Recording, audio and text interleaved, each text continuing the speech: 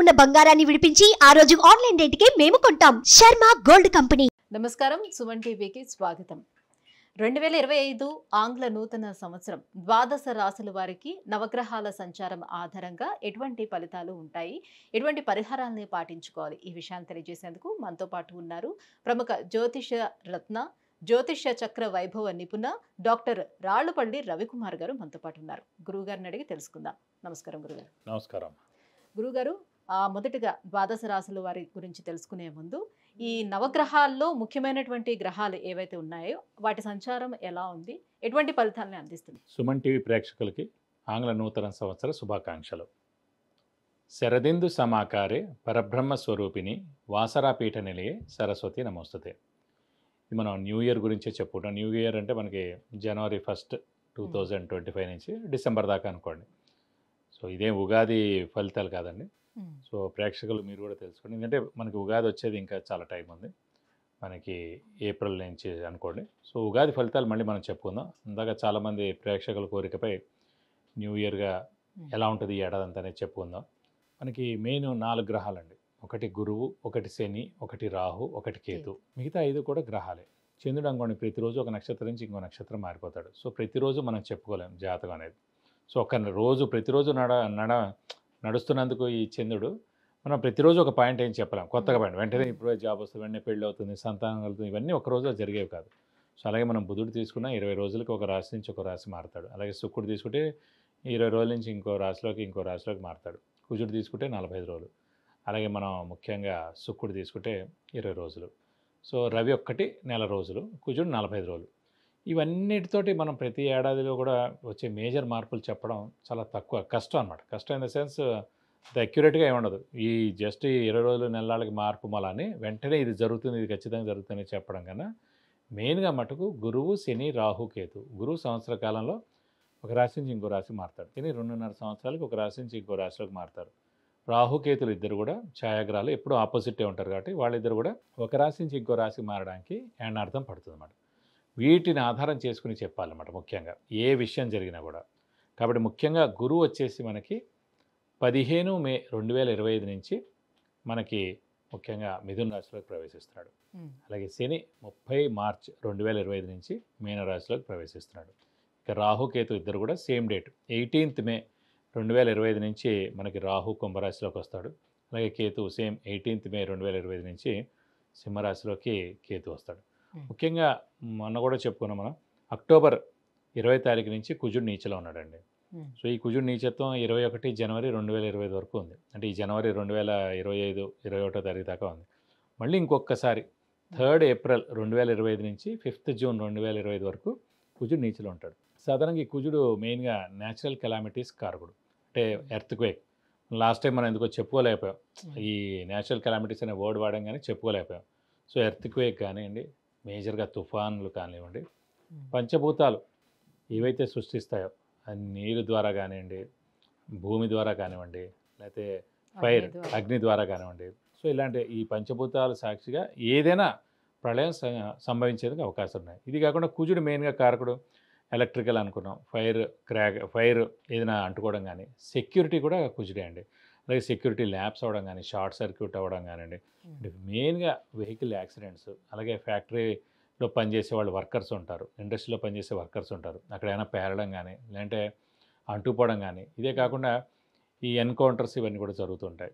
ఇలాంటి చోట్ల కూడా అనవసరంగా మన పోలీసులు కూడా కొంతమంది చనిపోవడం జరుగుతుంది. అలాగే ఆర్మీ వాళ్ళు కూడా కొంతమంది చనిపోవడం జరుగుతుంది.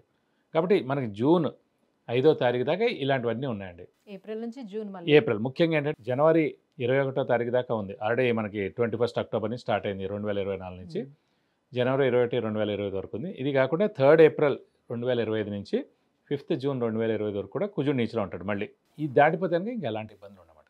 ఇవ్వండి ముఖ్యంగా మెయిన్గా రాహు, కేతు, గురు, శని మనకి ఎక్కడెక్కడ సంచరిస్తారో మెయిన్గా ఈ 2025 సంవత్సరంలో ఇలా ఉంటుంది. గురుగారు, మీనరాశి వారికి 2025వ సంవత్సరం, ఈ ఆంగ్ల సంవత్సరం వీళ్ళకి ఎలా ఉండబోతుంది? అంటే రాశిలోకే శని వచ్చాడు కాబట్టి అందరికీ చాలా టెన్షన్గా ఉంటుంది. సో ఎటువంటి ఫలితాన్ని ఇస్తాడు? మీన రాశి అనగానే మనకి పూర్వాభాద్ర 4వ పాదం, ఉత్తరాభాద్ర 1, 2, 3, 4 పాదాలు, రేవతి 1, 2, 3, 4 పాదాలు. ఈ నక్షత్రాల సమూహం మనకి మీన రాశిలోకి వస్తుంది. మీరు ప్రస్తుతం ఏలినాటి శని మామూలుగా నడుస్తుంది, 2.5 సంవత్సరాలు అయినట్టే. ఇప్పుడు 30 మార్చి 2025 నుంచి మీన రాశిలోకి శని ప్రవేశిస్తున్నాడు. అలాగే 18 మే 2025 నుంచి రాహు కేతువులు మారిపోతారు. రాహు వచ్చేసి మనకి మీనంలోంచి కుంభానికి, కేతు వచ్చేసి మనకి కన్యలోంచి మనకి సింహంలోకి ప్రవేశిస్తారు. సో ఇదివరకు కూడా మనం చెప్పుకున్నాం మీన రాశి వారికి రాహు అక్కడే ఉన్నాడు కాబట్టి మీన రాశిలో గ్రహణ సమయం అంటే స్ట్రెస్, స్ట్రెయిన్, మానసిక ఆందోళన, వ్యావరింగ్ ఇవన్నీ కూడా కూడుకున్న మైండ్ తోటి ఈ ఏడాది నుంచి గడిపారు. సో ఆ రాహుకేతుల విముక్తి 18 మే 2025 నుంచి వస్తుంది. సో స్ట్రెస్, స్ట్రెయిన్, మానసిక ఆందోళన, వ్యావరింగ్, ఆలోచన, అధైర్యం ఇవన్నీ కూడా ఫస్ట్ ఆఫ్ ఆల్ 18 మే నుంచి తొలగిపోతాయి. సో రాహుకేతుల బలం పరిపూర్ణంగా 100కి 100 ఉంది.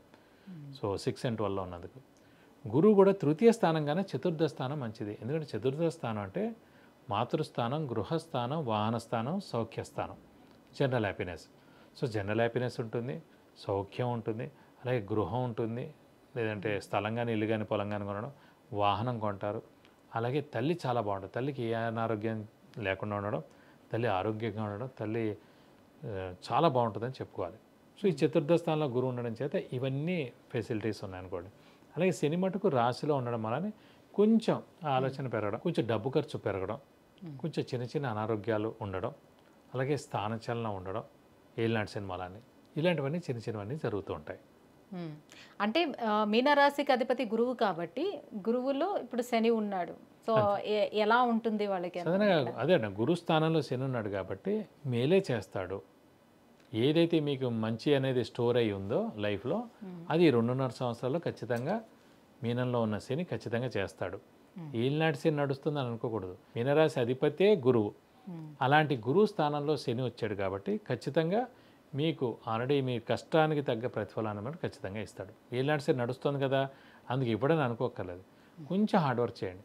బద్ధకాన్ని పేస్తాడు, డిలే చేస్తాడు, రేపు చూద్దాంలే అంటాడు, బాగానే ఉంది కదా పర్వాలేదు అంటాడు. ఇవన్నీ కాదు. ఇవన్నీ కాకుండా మీరు హార్డ్ వర్క్ చేసి స్మార్ట్ వర్క్ చేస్తే ఖచ్చితంగా దాని రిజల్ట్ ఇస్తాడు. చేయకుండా ఉన్నంతసేపు ఇవ్వడు. ఇదే రూల్ అండి. ఉద్యోగస్తులకు ఎలా ఉంటుంది, విద్యార్థులకు ఎలా ఉంటుంది? విద్యార్థులకి సువర్ణ అవకాశం. ఎందుకంటే విద్యాస్థానంలోనే గురువు ఉన్నాడు కాబట్టి ఈ సంవత్సరంలో మంచి ఉన్నత ర్యాంక్ సాధించడం, ఉన్నత సీట్ సంపాదించడం మంచి యూనివర్సిటీస్లో, అది ఇండియాలో అయినా అవచ్చు, ఫారెన్లో అయినా అవచ్చు, ఖచ్చితంగా వెళ్ళేందుకు అవకాశాలు ఎక్కువగా ఉన్నాయి.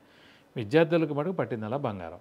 మరి ఇంకెటువంటి పరిహారాలని పాటిస్తే శని బలం కూడా పొందే అవకాశం వీరికి ఉంటుంది? వీరికి మటుకు ప్రతి శనివారం ఇంకొక శనికే కష్టపడితే చాలు. ఎందుకంటే గురువు చాలా బాగున్నాడు, రాహుకేతులు బాగున్నాడు కాబట్టి ప్రతి శనివారం ఉపవాసం ఉండడం, ఒకసారి వీలైతే ఒక శనివారం రోజు రక్తదానం చేయడం. ఎందుకంటే రక్తదానం ఎప్పుడు మనం ఎందుకు అనుకుంటామంటే సో మనకి అనారోగ్యం చేసేందుకు అవకాశాలు ఎక్కువగా ఉంటాయి శని ఏలినాటి నడుస్తున్నప్పుడు. సో ముందుగా మనకి అనారోగ్యం చేసే లోపల మనకి వాడు బ్లడ్ టెస్ట్ తీసుకుని వాడికి ఏదో సర్జరీకి వెళ్ళిపోయి ఇంకోటి వెళ్ళిపోయి ఇవన్నీ ఈ ఒపీనియన్ ఆ ఒపీనియన్ అనే లోపలనే ముందుగా మీరే ఒక శనివారం రోజు రక్తదానం చేస్తే దోషం అంతా దాంతో పోయినట్టు. మన ఏదైతే మనం రక్తం ఇచ్చామో అది ఎవరికో ఆల్రెడీ ఉపయోగపడుతుంది అనుకోండి, ఆల్రెడీ యాక్సిడెంట్ కేసు లేకపోతే సర్జరీ జరుగుతుంది, ఈ బ్లడ్ వాళ్ళకి ఉపయోగపడింది అనుకోండి, వాళ్ళు ఆల్రెడీ బాగుంటారు. సో వాళ్ళ బ్లెస్సింగ్స్, వాళ్ళ ఫ్యామిలీ బ్లెస్సింగ్స్ మనకు అందుతాయి. ఆ బ్లెస్సింగ్స్ తోటి మనకి ఏ యాక్సిడెంట్ అవ్వదు, అనారోగ్యం అవ్వదు, సర్జరీ దాకా వెళ్ళదు, మనం బ్లడ్ ఇచ్చినందుకు మన హెల్త్ బాగుంటుంది. కాబట్టి బ్లడ్ డొనేట్ చేయడం. ఆంజనేయ స్వామిని, వెంకటేశ్వర స్వామిని ఎక్కువగా పూజించడం. ఆంజనేయ స్వామి అయితే కనుక శనివారం, మంగళవారం ఆంజనేయ స్వామి టెంపుల్కి 40 ప్రదక్షిణాలు చేయడం. వెంకటేశ్వర స్వామి అయితే కనుక శనివారం, బుధవారం వెళ్ళి 40 ప్రదక్షిణాలు వెంకటేశ్వర స్వామి చుట్టూ తిరగడం. అలాగే ఇంకా ఉధృతంగా ఉంటే మటుకు శనికి 19,000 సార్లు జపం చేయించి నల్ల నువ్వులు 200 గ్రాములు దానం ఇస్తే కనుక దోషం మొత్తం తొలగిపోతుంది. విద్య, ఉద్యోగం, వివాహం, వ్యాపారం, విదేశీయానం, ఆరోగ్యం, ఐశ్వర్యం, గృహం వీటన్నిటి గురించి తెలుసుకోవాలంటే కింద స్క్రోల్ అవుతున్నటువంటి నెంబర్లకి కాల్ చేయడం లేదంటే మెసేజ్ చేసి గురువుగారి యొక్క అపాయింట్మెంట్ పొందొచ్చు. గురుగారు 2025 ఈ ఆంగ్ల సంవత్సరం మీనరాశి వారికి ఎలా ఉండబోతుంది, ఎటువంటి పరిహారాన్ని పాటించాలి, ఈ విషయాన్ని తెలియజేసినందుకు ధన్యవాదాలండి. నమస్కారం.